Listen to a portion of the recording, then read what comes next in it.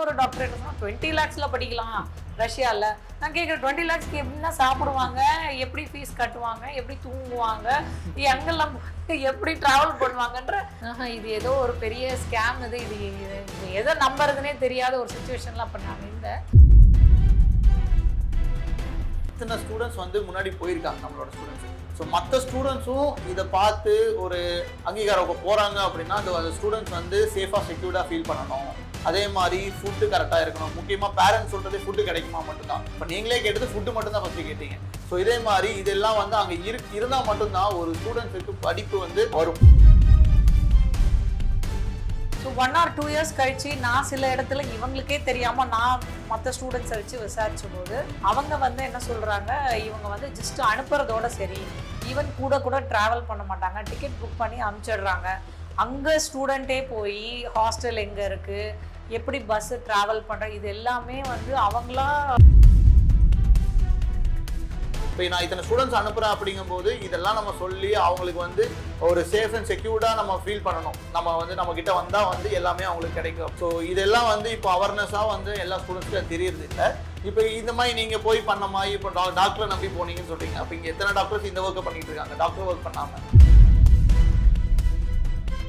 வணக்கம் மேம். வணக்கம் sir. Last வீடியோவில் பார்த்தீங்கன்னா நிறைய பேசணும். அதில் நிறைய பேர் உங்களை கேட்குறாங்க வந்து உங்கள் பொண்ணாக இருந்தால் போய் சேர்த்துவீங்களா அப்படின்னு கேட்குறாங்க. உங்கள் பொண்ணு இப்போ அங்கே தான் படிச்சுட்டு இருக்காங்க.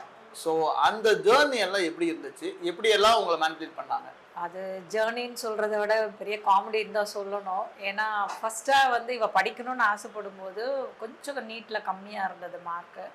ஸோ அப்போது அந்த சுச்சுவேஷனில் இவ பயாலஜி தான் வேணுன்றா, நான் இதை சேர்த்து தான் ஆகணுன்ற ஒரு கட்டாயம். பட் என்னால் பெரிய அமௌண்ட்டு ஃபீஸ் பே பண்ணி என்னால் படிக்க வைக்க முடியாத ஒரு சூழ்நிலையில் இருந்தேன். அப்போ தான் வந்து என்னோட ரிலேட்டிவ்கிட்ட கேட்டால் ஒரு 65-70 lakhsன்னு சொன்னாங்க. அது என்னால் சுத்தமாக முடியாதுன்னு சொல்லிட்டு அப்புறம் ஃபஸ்ட்டாக ஒரு டாக்டர்கிட்டே தான், அவங்களும் படிச்சுட்டு வந்தவங்க தான். ஸோ எவ்வளோ என்ன ஏதுன்னு கேட்கும்போது அவங்களோட பிரதர் வந்து கன்சல்டண்ட்டாக இருக்கேன், ஸோ நீங்கள் வந்து ஜாயின் பண்ணிக்கோங்க, இவ்வளோ ஃபீஸ் ஆகும் இயர்லி அப்படின்னு சொல்லி சொன்னார். ஸோ நான் அதை கொஞ்சம் ட்ரஸ்ட் பண்ணி நானும் கொஞ்சம் வெயிட் பண்ணேன். இன்னொரு டாக்டர் அவங்க சடனாக இது என்ன பண்ண போகிறேன் அப்படின்னு என் டாக்டர்கிட்ட கேட்கும்போது எம்பிபிஎஸ் பண்ணி அவங்களும் ஒரு கன்சல்டன்ட் சொன்னாங்க. சரி, இதுக்குன்ட்டு நான் வந்து சொன்னேன் இல்லைங்களா, ஒரு மூவி ரேஞ்சுக்கு ஒரு சோஷியல் மீடியாவுக்கு ஃபுல்லாக இன்ஃப்ளூயன்சர் பண்ணுற மாதிரியே ஒரு ப்ரோக்ராம்ஸ் ரன் பண்ணினாங்க. ஸோ அதில் அட்டென்ட் பண்ணி எல்லாமே பண்ணிட்டேன். ஜஸ்ட் லாஸ்ட்டாக தான் தெரியுது அவங்களோட கான்ட்ராக்ட் கேன்சல் ஆயிருக்குன்றது. அது தெரியாமலே இவங்க வந்து இங்கே மார்க்கெட்டிங் பண்ணி ஸ்டூடெண்ட்ஸ் அட்மிஷன் எடுத்து இவ்வளோ வேலை பார்க்குறாங்க. இது தெரியாமல் மக்களும் வந்து ஃபீஸ் பே பண்ணிட்டு இருக்காங்க. அது ஆக்சுவலி லாஸ்ட்டாக அது பே பண்ணலன்னு தான் நான் கேள்விப்பட்டேன் அவங்க அந்த யூஎஸ். ஏன்னா அவங்க கான்ட்ராக்ட் கேன்சல் ஆயிடுச்சு. இன்னொரு டாக்டர் என்ன சொன்னால் 20 lakhsல படிக்கலாம் ரஷ்யாவில்.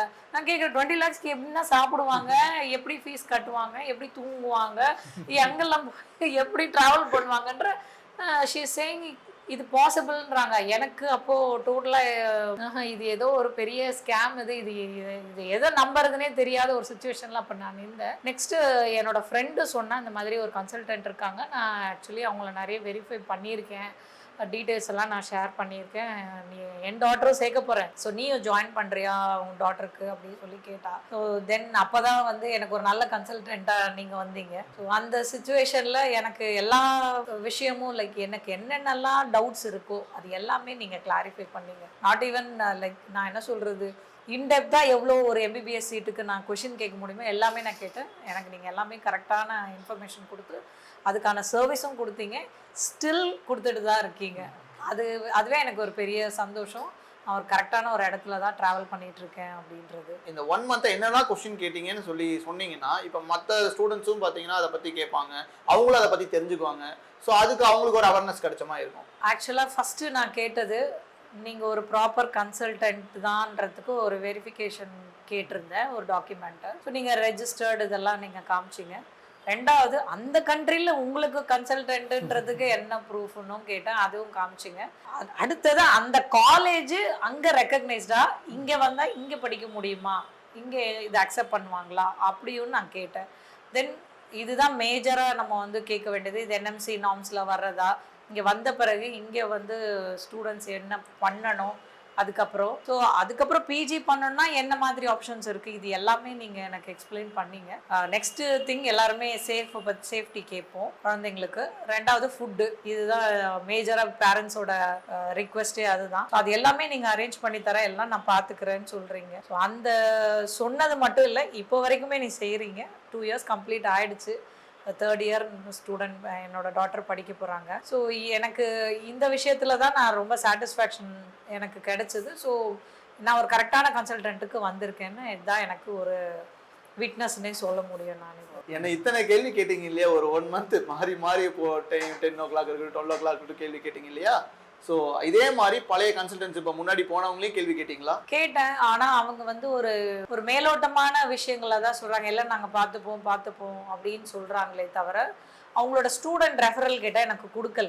அவங்க வந்து ஃபீஸ் அட்மிஷன் போடுறீங்களா, காலேஜ் இருக்குது, இது இருக்குது, அவ்வளோதான் சொல்கிறாங்களே தவிர ப்ரீவியஸாக படிச்சுட்டு இருக்கவங்க எக்ஸிஸ்டிங் ஸ்டூடெண்ட்ஸ் அவங்கள பற்றின டீட்டெயில்ஸும் சொல்ல மாட்டேன்றாங்க. எதுக்குமே ஒரு ப்ராப்பரான ஒரு டாக்குமெண்ட்ஸோ அதுக்கு தேவையான விஷயங்கள்லாம் என்கிட்ட பெருசாக டிஸ்கஸ் பண்ணல. ஸோ 1 or 2 இயர்ஸ் கழிச்சு நான் சில இடத்துல இவங்களுக்கே தெரியாமல் நான் மற்ற ஸ்டூடெண்ட்ஸை வச்சு விசாரிச்ச போது அவங்க வந்து என்ன சொல்கிறாங்க, இவங்க வந்து ஜஸ்ட் அனுப்புறதோட சரி, ஈவன் கூட ட்ராவல் பண்ண மாட்டாங்க, டிக்கெட் புக் பண்ணி அனுப்பிச்சிடுறாங்க. அங்கே ஸ்டூடெண்ட்டே போய் ஹாஸ்டல் எங்கே இருக்குது, எப்படி பஸ்ஸு ட்ராவல் பண்ணுற, இது எல்லாமே வந்து அவங்களா ரிசர்ச்சே பண்ணி பண்ணுற மாதிரிலாம் நான் கேள்விப்பட்டேன். எனக்கு அப்படிலாம் தேவையில்லை அப்படி சொல்லிட்டு தான் நான் வந்து ப்ராப்பரான ஒரு கன்சல்டன்ட் எதுனாலும் அவங்க டேக் கேர் பண்ணிக்கணும். ஏன்னா பசங்க ஒரு கண்ட்ரிக்கு புதுசாக போகிறாங்கன்னும் போது அவங்களுக்கு அந்த லாங்குவேஜ் தெரியாது. ஸோ அவங்களுக்கு எங்கே போகணும், எப்படி வரணும், இதெல்லாம் வந்து ஆஸ் அ கன்சல்டண்ட்டாக அவங்க தான் கைட் பண்ணணும். அது அவங்களோட ரெஸ்பான்சிபிலிட்டி. அதை நான் கேட்காமலே சொன்னது நீங்கள் மட்டும்தான். மற்றவங்க யாரும் எனக்கு பெருசாக இவ்வளோ இன்டெப்த்தாக டீட்டெயில்ஸ் எனக்கு கொடுக்கல. அதை வந்து நான் ஏன் சொல்கிறேன் அப்படின்னா, இத்தனை ஸ்டூடெண்ட்ஸ் வந்து முன்னாடி போயிருக்காங்க நம்மளோட ஸ்டூடெண்ட்ஸு. ஸோ மற்ற ஸ்டூடெண்ட்ஸும் இதை பார்த்து ஒரு அங்கீகாரம் போகிறாங்க அப்படின்னா அந்த ஸ்டூடெண்ட்ஸ் வந்து சேஃபாக செக்யூர்டாக ஃபீல் பண்ணணும். அதே மாதிரி ஃபுட்டு கரெக்டாக இருக்கணும். முக்கியமாக பேரண்ட்ஸ் சொல்கிறதே ஃபுட்டு கிடைக்குமா மட்டும்தான். இப்போ நீங்களே கேட்டது ஃபுட்டு மட்டும்தான் ஃபஸ்ட்டு கேட்டீங்க. ஸோ இதே மாதிரி இதெல்லாம் வந்து அங்கே இருந்தால் மட்டும்தான் ஒரு ஸ்டூடெண்ட்ஸுக்கு படிப்பு வந்து வரும். லைக் அங்கே போய் எந்த அளவுக்கு அவங்களோட ஃபுட்டு வந்து கரெக்டாக இருக்குது, 3 times ஃபுட்டு சாப்பிட்றாங்க, 3 times கரெக்டாக வந்து நைட்டு தூங்குறாங்க, இருக்கிற இடமும் சாப்பாடும் வந்து கரெக்டாக இருந்ததுன்னா மட்டும்தான் அவங்களோட படிப்பு வந்து கரெக்டான லெவலுக்கு போகும். அதனால மட்டும்தான் இப்போ எல்லாமே நம்ம அரேஞ்ச் பண்ணி கொடுத்தோம்னா ஸ்டூடெண்ட் வந்து போனாங்களா, படிச்சாங்களா, இப்போ 6 வருஷம் முடிச்சதுக்கப்புறம் ஒரு டாக்டராக வெளியே வந்தாங்களா, ஸோ இந்த அளவுக்கு வந்து அவங்க வந்து சக்சீட் ஆகி வரும்போது அதுதான் எங்களுக்கும் பெருமை. இப்போ நான் இத்தனை ஸ்டூடெண்ட்ஸ் அனுப்புகிறேன் அப்படிங்கும்போது இதெல்லாம் நம்ம சொல்லி அவங்களுக்கு வந்து ஒரு சேஃப் அண்ட் செக்யூர்டாக நம்ம ஃபீல் பண்ணணும். நம்ம கிட்ட வந்தால் வந்து எல்லாமே அவங்களுக்கு கிடைக்கும் அப்படின்னு. ஸோ அதனால தான் எல்லாமே ஓப்பனாக சொல்லி ஸ்டூடெண்ட்ஸை வந்து அங்கே சேர்த்து அவங்க 6 இயர்ஸ் முடிக்கிற வரைக்கும் கூட இருந்து எல்லாம் நம்ம அவங்களுக்கு தேவையான அரேஞ்ச்மெண்ட்ஸ் எல்லாம் பண்ணி கொடுத்து டிகிரி வாங்கினதுக்கப்புறம் அதை அப்போஸ்டல் பண்ணுற வரைக்கும் எல்லா டாக்குமெண்ட்ஸ் நம்மளே பண்ணி கொடுத்து ஸ்டூடெண்ட்ஸ் இங்கே வந்து எஃப்எம்ஜி பண்ணுற வரைக்கும் நம்ம ஹெல்ப் பண்ணிட்டு இருக்கோம். ஸோ இதெல்லாம் வந்து இப்போ அவேர்னஸாக வந்து எல்லா ஸ்டூடெண்ட்ஸுக்கு அது தெரியறது இல்லை. இப்போ இந்த மாதிரி நீங்கள் போய் பண்ண மாதிரி இப்போ டாக்டரை நம்பி போனீங்கன்னு சொல்கிறீங்க. அப்போ இங்கே எத்தனை டாக்டர்ஸ் இந்த ஒர்க்கை பண்ணிட்டு இருக்காங்க டாக்டர் ஒர்க் பண்ணாமல். ஸோ இந்த மாதிரி பண்ணுறவங்க கிட்ட போய் எகெயின் மாட்டிக்க கூடாது அப்படிங்கிறதுக்காக மட்டும்தான் வந்து இதை பற்றி நம்ம நிறைய பேசிகிட்டு இருக்கோம். திரும்ப நான் வந்து வீடியோ போடுறதுக்கு காரணம், இப்போ இதுக்கு முன்னாடி போன வருஷம் வரைக்கும் வீடியோவே போடல. இப்போ தான் நான் வீடியோ போட ஆரம்பித்தேன். எதுக்காக அப்படின்னா இந்த மாதிரி நிறைய பேரண்ட்ஸ் போயிட்டு இந்த வருஷத்துக்கு ஒரு 10-15 பேர் நம்ம கிட்ட வராங்க. போய் அங்கே போயிட்டேன் சார், அங்கே போனதுக்கப்புறம் எல்லா ஃபீஸும் கட்டிட்டேன், அதுக்கப்புறம் வந்து எனக்கு எந்த ப்ராசஸும் தரல, எந்த ப்ராசஸ் பண்ணாமல் ஒரு டாக்குமெண்ட் கூட எனக்கு வந்து தரல.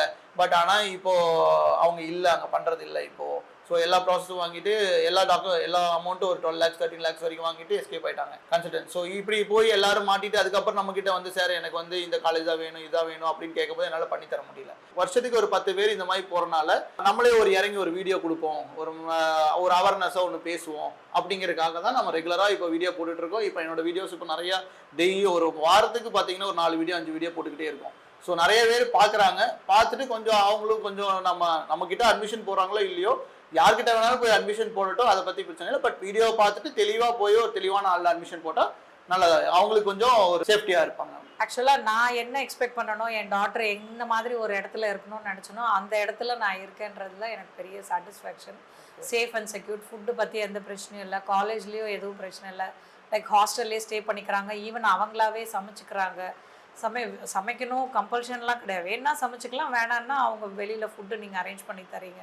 ஸோ இந்த மாதிரி ஒரு கம்ஃபர்ட் ஜோனில் இருக்கேன் அப்படின்ற ஒரு சாட்டிஸ்ஃபேக்ஷனில் தான் நான் தேடி வந்து உங்களுக்கு நான் தேங்க் பண்ணணும் ஆக்சுவலாக பார்த்தா. Thank you so much ma'am. உங்கள் டைமை வந்து எங்களுக்காக ஸ்பெண்ட் பண்ணி இவ்வளோ தூரம் வந்து நம்மளுக்காக ஒரு அவேர்னஸ்க்காக ஒரு மற்ற ஸ்டூடெண்ட்ஸும் வந்து இந்த மாதிரி போய் ஏமாறக்கூடாது அப்படிங்கிறதுக்காக வந்து உங்கள் டைமை வந்து ஸ்பெண்ட் பண்ணி எங்களுக்காக ஒரு ஸ்பீச் கொடுக்கறது ரொம்ப தேங்க்யூ உங்களுக்கு.